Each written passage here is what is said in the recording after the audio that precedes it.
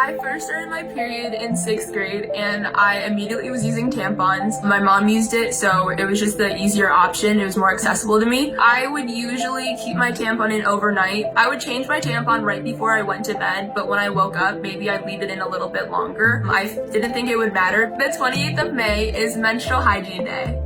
I went to my friend's house and we had a sleepover, and that night is when I first started experiencing symptoms. I was really tired at first. I was shaking and I had the chills and I was extremely uncomfortable. I'm so cold. I can't move my body.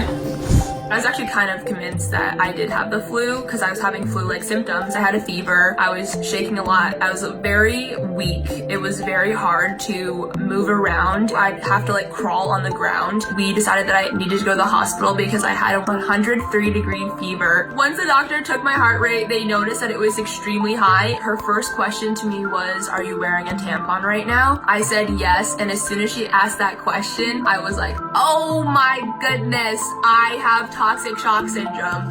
And I took out my tampon immediately. Toxic shock syndrome is a very serious medical condition, and it occurs whenever a bacteria named Staphylococcus aureus enters your bloodstream and produces toxins. Anyone of any gender or age can get toxic shock syndrome if that bacteria enters your bloodstream through a cut or an incision. You can, yes, get it through tampon use. Researchers, they're thinking that maybe the long-term use of a tampon attracts bacteria, or that the tampon itself can create little abrasions in the vaginal canal, which then allow bacteria to more easily go into the bloodstream. I wasn't getting better very quickly. My blood pressure kept on dropping and I eventually had to go to the ICU. Later that night, I was not waking up and they would have to yell at me and shake me awake. The entire time I thought I was going to die or lose a limb, and that was really terrifying for me. I knew very little about toxic shock when I was younger. We never really talked about toxic shock specifically in my health classes.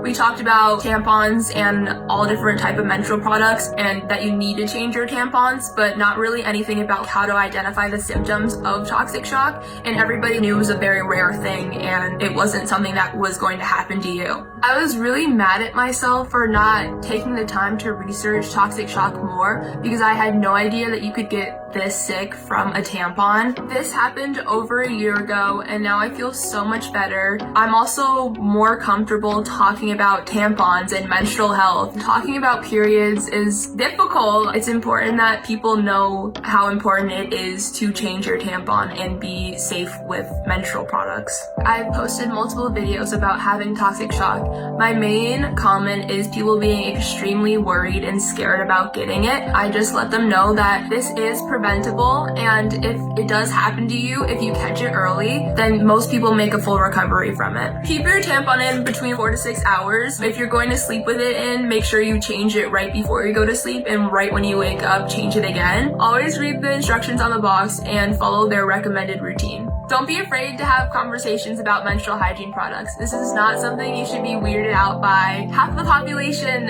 experiences this. This is normal. This is my health story. What's yours?